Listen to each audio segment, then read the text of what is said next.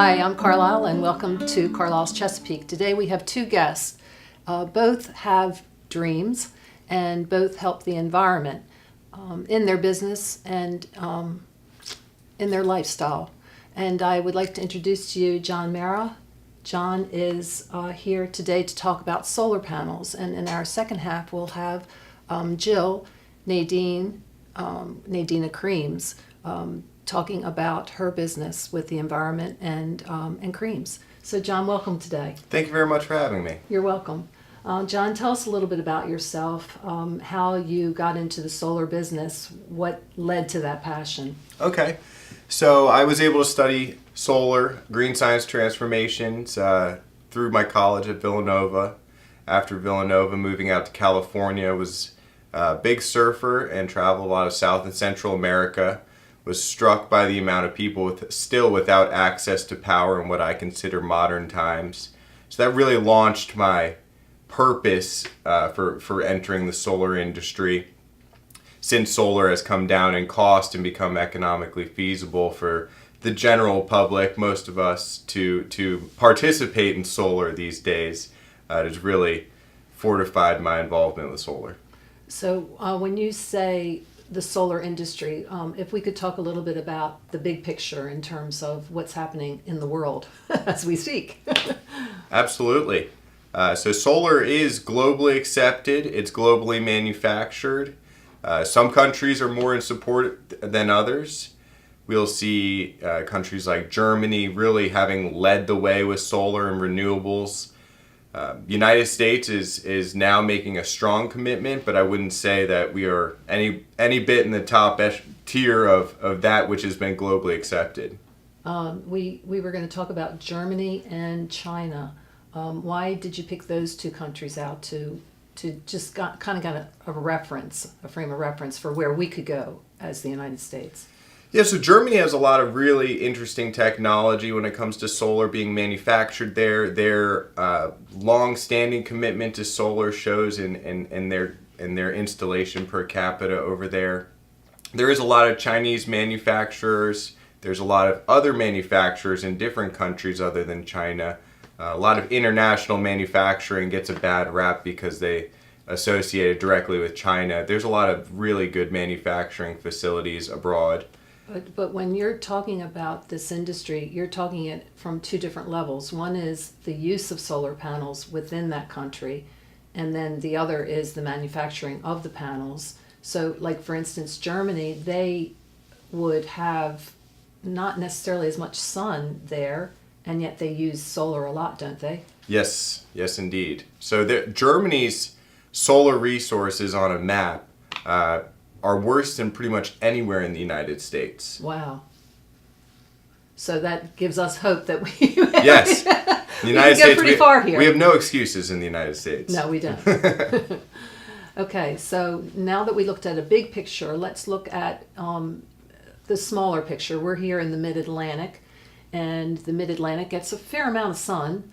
How do we fit in? Here in Maryland, how do we fit in? Maryland's a great solar state. Looking on a map and you see solar radiance through the United States, we're not Arizona. We're not Southern California. But Maryland is a strong solar state. What you see more than the solar resources available is state to state what those state incentives may be, the governing regulations or incentives that will incentivize people to go solar. So let's talk about those incentives. Incentives come in the form of money, don't they? Yes, they come in all forms. Okay. So we have 30% federal tax credit. We have a state grant when applicable from state to state. When you say the 30% tax credit, we're talking about this year, 2017, is that correct? That is correct. Okay. So through the end of 2019, we will have a 30% tax credit. That tax credit is set to decline year after year beyond that. And that tax credit would be applicable if you are the owner of a solar panel system. Yes, yeah. Correct. Okay. So if All right, so now we're going to talk about I, as a homeowner, a residential homeowner, want to go solar. So I can get a 30% tax credit from the federal government. What can I get on a state basis? So Maryland's a very strong solar state. They incentivize, the Maryland Energy Administration will give you $1,000 if it's your primary residence. If you're installing solar on your primary residence, they'll give you.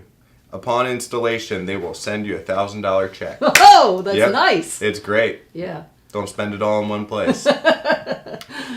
And the largest financial incentive, which is state-backed, is net metering. Net metering is the contract between homeowner and utility company that allows the homeowner to take advantage of the solar generation and use it to offset their usage. Okay, I think we have to kind of delve into this a little bit more. Okay. So I have had, say, Solar Energy Services install a system, and then what is my relationship with my electrical company? Okay, so you still will get a monthly electric bill.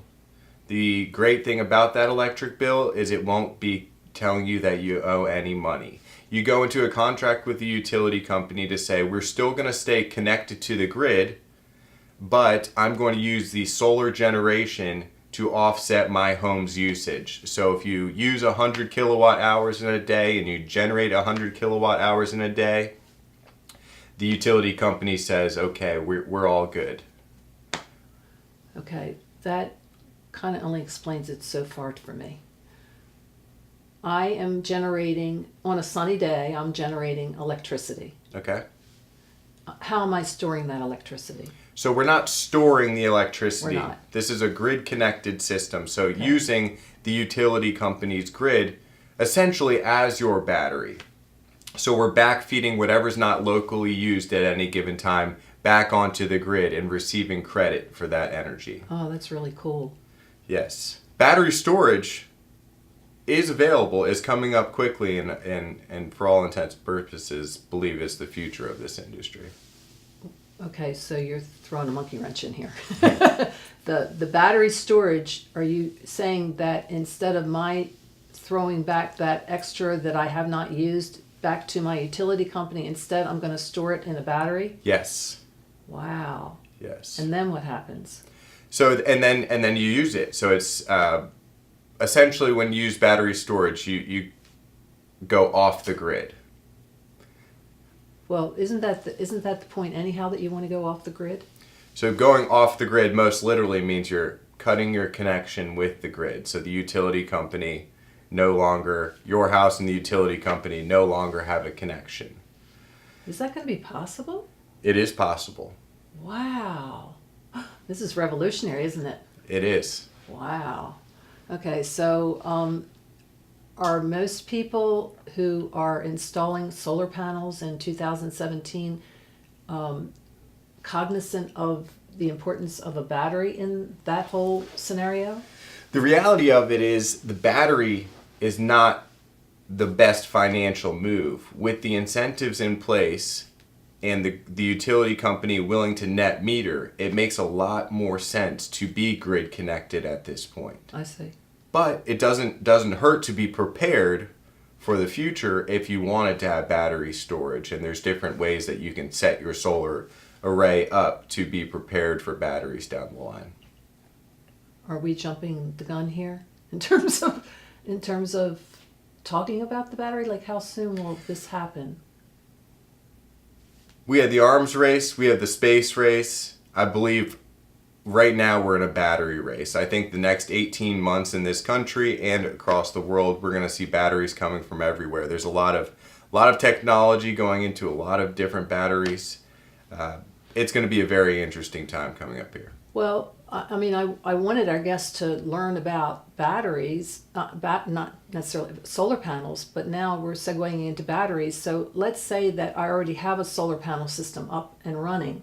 Then how does a battery back end into that? Okay, So there's a specific charge controller. So coming from your solar panels down to what would be your inverter, which would convert the power from DC, the solar array, to AC, the acceptable power for the grid. You're going to store that power in a battery. What we're seeing as the new and upcoming technology is lithium-ion battery storage. Well, this is sort of like making little generators in your house, is it It not? absolutely is. Oh, how wonderful. And they wouldn't emit any fumes or anything? Right? No fumes And how big is a battery? Battery be about this big. You have this battery. How long does the battery last? Depending on, there's a lot of factors that go into that, but the goal for most people is to be able to withstand normal usage in a house for 7 days. Normal usage in a house for 7 days. And then what happens? And then you hope that the sun has come out to recharge the batteries. Oh, because if it doesn't, then what? Then you're going You to have be to go without back on the power. grid? Yes, you have to go back on the grid. Oh, okay. So that's important here. Yeah. We can't totally cut ties with our electrical company, and we don't want to because Right. they're good people. They are good. Yeah, and we all have to work together. Absolutely. Yeah, right. Okay, so now that we have that straight, John, I think you need to come back another time, and we'll have to talk more about this. Well, I would love to. Okay, thanks so much. I Thank really you very much. appreciate.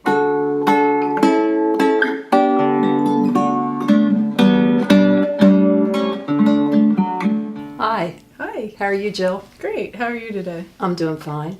Jill, we're here today for you to tell us your story about building a wonderful fragrance business, but also your story of just where you wanted to go in life. So if you would just tell us about your name, Okay. because I think it's so important. Well, it's Jill Nadine Clements, and Nadine in my middle name means hope, and my company name I renamed it Nadina's Creams because it's my name Nadine in Swahili. When I crossed Africa, Swahili people would say, we say that Nadina, introducing Nadine. So I came back, the company grew very big, but prior to that I was a graduate from Texas A&M in environmental science. And I was trying to find my way to save the air, the water, the trees. And through this product that I love, that people, when they smell it and they put it on their skin, they get all smiley and happy. So I was like, okay, I might not be able to go into the rainforest and stop the cutting of the rainforest, but I can take my tags, which are the information on the product, and it can educate. So instead of being in a classroom of 30, my product now, 27 years, has gone into over 5,000 stores. So our tags folded open and showed the canopy and Rainforest Action Network's address, and sure enough, they sent me a testimonial of how thousands of people contacted them. And Grateful Dead was there, and we did a dinner fundraiser. I was to be a host, guest, anyhow, and all Grateful Dead got one at their place Well, setting. let's tell everyone about your product because it's a wonderful product. Yes, the uniqueness, I guess I would say, because if you go on the market, there's so many chemicals in the products. Mine is a pure coconut oil, almond oil, aloe vera, and beeswax. That's it. And then we scent it with the different scents. So the different colored tags, and that's been redone from my new location in Hawaii, where we're manufacturing the product in Hawaii too and selling it. So that identifies the different scents. As you can see on the 1 ounce, these are kind of like a travel size. But I grew up near a plastic plant in Houston. My father was one of the top of NASA, so I grew up I called a NASA brat versus the Air Force or Army or whatever.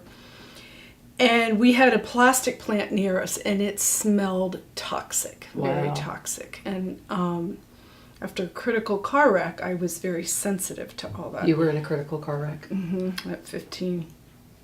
And so I looked for a different alternative to packaging, and that's when I came up with this pottery.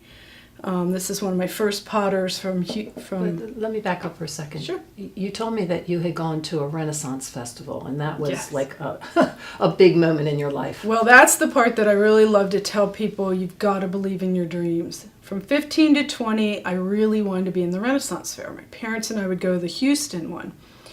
And I thought, oh, what could my craft be? And then I said, no, I got to go to college and get a real job. So I went to college, 5 years at Texas A&M. And you studied? Environmental science and geography, under the field of geography at A&M. And then I got out, and I had bought the cream because a different person did it at the Renaissance Fair in Dallas. You bought what kind of cream? The same kind, little different, because what I did was, when we separated, I worked in the Renaissance Fairs for 3 years. Then, after crossing Africa, I had started getting 5 accounts. Whole Foods was one of the first. Awesome. I know. Amazing spa in Santa Fe, amazing 5-star hotel in Dallas. I traveled a lot. And so I said, I'm going to make it myself. And the gentleman, the Renaissance Fair, and I broke apart. He still does the Renaissance Fair. That's his love. And he never liked going out and meeting the people or meeting the potters. And so then I started making it at my grandmother's kitchen. In 2 years, it went to $1 million company in Baltimore. Wow. I was best of Baltimore, entrepreneur, woman under 20 or 40. 40. Well, that's okay. That's okay. 20, 40, 60 almost now. So I started knocking on potters' doors, and I really did want to meet every potter I could. And it's been amazing who all I've met. But yeah. We're segueing a little bit quickly here. Tell us about the ceramic part versus the fragrance part, because how did those two come together? So I didn't want it in plastic. Okay. Okay. And I wanted it in beautiful handmade collectible pottery. But then, after we got really big, sure enough, I'm at the Clearwater Revival Show on the Hudson to save the Hudson. I've always done environmental things. Somebody said, they didn't know it was me, and they said, just tell Nadina, she's all environmental, but we don't have any refills. So I did come out with the refill. A refill in plastic. Yeah, right. And What else? you can What recycle can you do? it. What can you do? Exactly. And it It does is help recyclable. refill. And It we do has a half number gallon and underneath. even gallon sizes. Great. And then the other environmental things, if I may, that have happened along the way. Yeah. And social, may I say. I've always been on the rainforest. So Rainforest Action Network got a lot of money. In the days... Excuse me, let me back up one more time. When you were in Africa, were you then aware of a rainforest? Or were you aware of rainforest before you went to Africa? I could cry right now. I was in a logging spot on going into the Congo River. And I'm telling you, the size of this wall was the girth of the trees. Non-stop. This is 1989. And I mean, I just read, we just cut down our oldest tree of 5,000 some years old in Peru and Brazil. And the rainforest in Brazil, a football field is second. Those are medicines. Those are all the things. What the point I want to make here is you went to Africa, Mm-hmm. and is it there that you had this awakening about a No, forest? I was already at Texas A&M. My degrees, my final was nuclear waste disposal, but I also did the rainforest. I had been offered a job to do plant species collection, which I, in one way, regret I didn't ever do.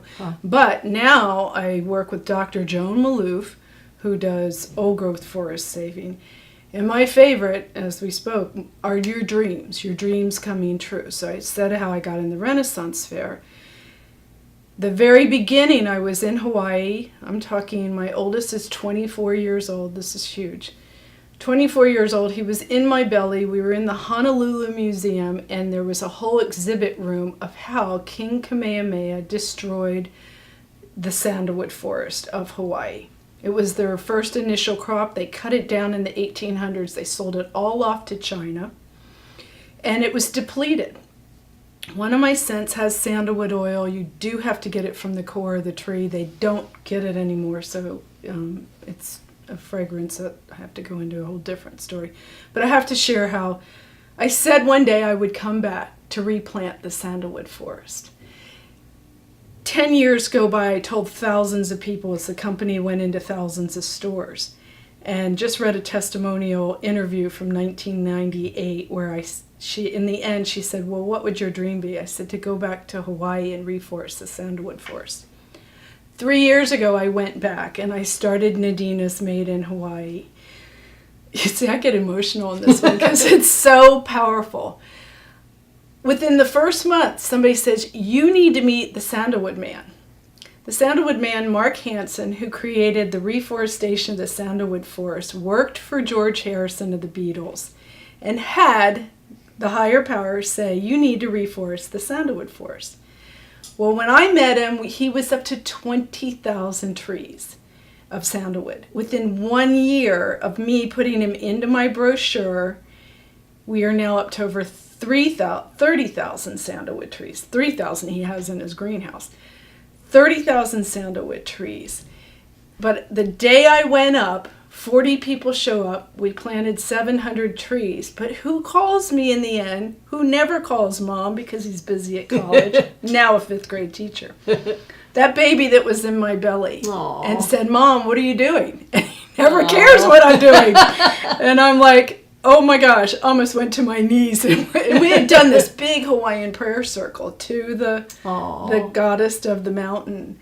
And I've been planting, I've personally, with my own hands, planted over 500, maybe more now, sandalwood trees. I've definitely helped in the greenhouse. That's a great story. And told many other people, so. Okay, let's talk about the scents. Okay, the scents, I have different ones. Sunshine, lemon, orange, and bergamot. Very good for uplifting and anti-depression. And it's a real nice, it's my afternoon coffee, because I don't like coffee, it'll mess me up in the evening. I love it in the morning. So you're suggesting that I take this as a pick-me-upper. Right. Take it. No, not in your mouth. Not in your mouth. But you rub it on your skin. Okay. And it melts. It's a solid perfume, so it's super concentrated. This one that I'm using right here is called Be Well. Be Well is a blend of eucalyptus. B-E? B-E. B-E. I actually have that helping the bees, but Be Well, eucalyptus, lavender, and rosemary. Very good for bronchial, deep tissue massage, opening up the lungs. I mean, it's not that. And that, Yummy. okay, so that takes me back to very starting. I wore it in college, my last year in college. What did you wear in college? The Starlight, which is vanilla and sandalwood. Because that was a fragrance that you That were was aware of? one of the very first ones I started with. That's different. What's in that? Vanilla and sandalwood. Oh, vanilla and Yeah. sandalwood. And that's very sensual, and for that one. That has like a deeper smell It to does. Sandalwood is super powerful and considered an aphrodisiac, if I may say. And you guys know what that means. Look it up. And lavender, calming, really good for going to bed at night, or say everybody's stressed these days. Oh, I didn't know lavender was good for calming. One of my favorite uses from a customer, she said she put it all over the vinyl in her car to make her car smell good. My brother said, you can't tell people what you put on your face and your body. You put on your shoes. That's not appropriate, huh? Yeah. No. Anyhow, many good uses. Wow. Okay, well, lastly, I would like to point out a little turtle. Oh, I know. so cute. and that you have had your pottery done by disabled people as well. Yes. Oh, how did I ever miss that? Providence Center out of Arnold, Maryland, all 27 years of the company. Awesome. So I get the jars slip casted or made into a mold. It's very easy for them to pour it in.